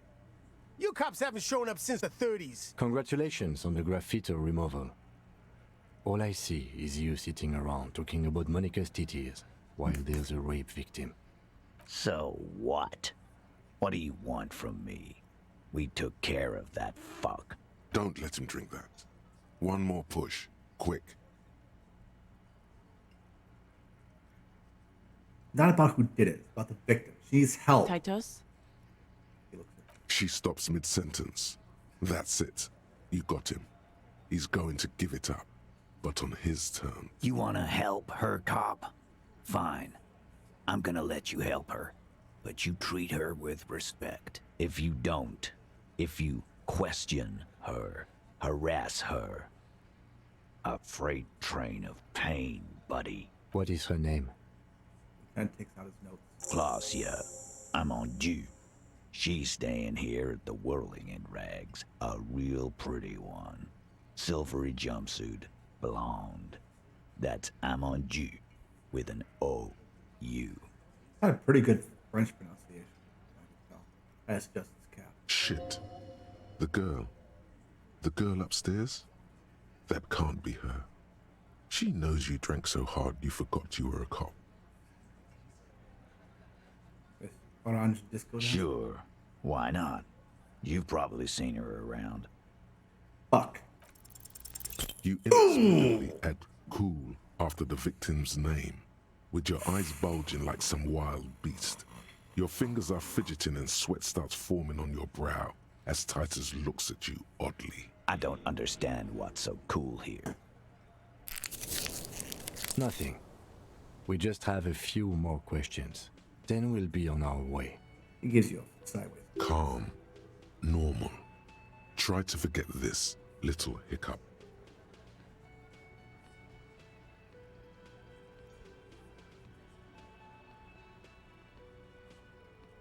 So what was the relationship? So, what is your relationship? I know her. He looks around, and then common sense fills him. How well do you know her? Biblically. A small twitch in the corner of Kim's mouth. He has a hunch about what knowing means. Absolutely. Well enough, Copper. We partied. She's been here for a few months. He tries to make it sound real casual, but the muscles on his neck tighten. So she's not around here. You mean Revachol?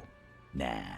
Our Miss Aranye disco dancer is an immigrant or a drifter of some sort. Cheers. Been staying over here over the winter. Don't you give her any more trouble. She's just had some bad luck, that's all. Shut up, Angie. She doesn't need your help. He slaps his forehead. Titus gives them both a look. They fall silent. So, what was the relationship with the mercenary? Relationship? There was no fucking relationship. He raped her. That's their relationship. Was like that karaoke incident all over again. Or like some of the other girls he was harassing. Okay, enough. All of this is irrelevant to your stated investigation. So, when did that happen? We did it before we killed him. He's not gonna do it again. So what does it matter? It would help if we establish a timeline. All right. 2 weeks, maybe? I don't know. I need another beer. Turns the glass. Here you go, boss. Tall blonde throws him a can. That is cracks open. They both partied. That's cool. What do you What do you think I meant? Laugh nervously. Sex, drugs, and karaoke, right? Yes, yes, and no. Got something to say about it? Another God question. damn it. Get it over with already. Thank you. We'll talk. Remember what I said. Freight train of pain. I just found a bullet in the hangman's A head. bullet, you say? That's mighty curious. Past the back of his head, like where they found the bullet. Indeed. Mighty. How did it get there? Lieutenant's fixed them. Well, there are so many bullets in the world, and so many heads. I guess it's only logical. At some point, one of them bullets had to end up in one of them heads. It's bound to happen again, you know? Just statistically speaking, of course.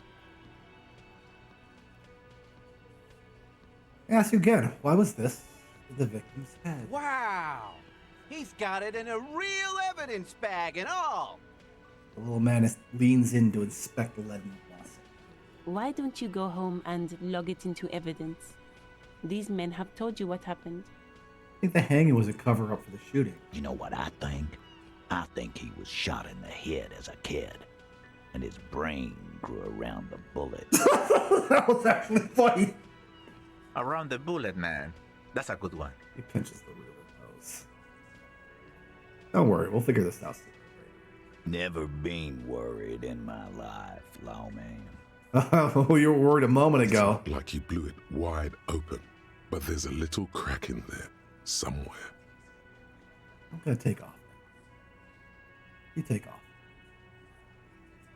We have made some goddamn progress, but it's definitely feeling like the stakes have escalated. That I'm no longer just kind of just fucking around.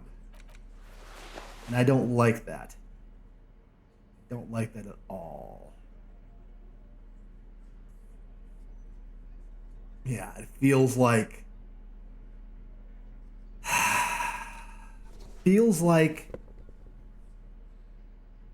a line has been crossed.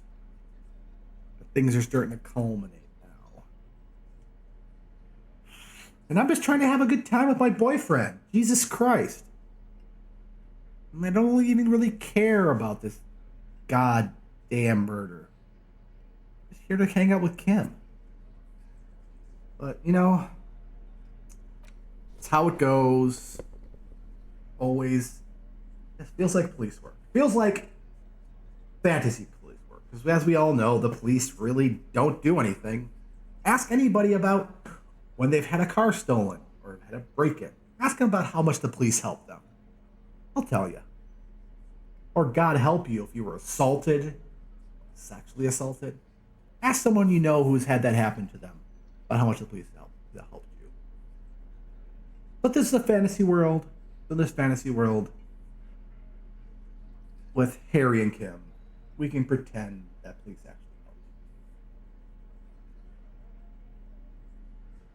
But that's my ACAB show. So, in any case, thank you all for joining me on this Thursday evening. Thank you all for listening to me rant and trying to dramatically read text off the screen. Everybody have a good week. Have a nice weekend. Please stay safe. Stay healthy. And make good decisions. As good a decisions as you can make. Good night, everyone.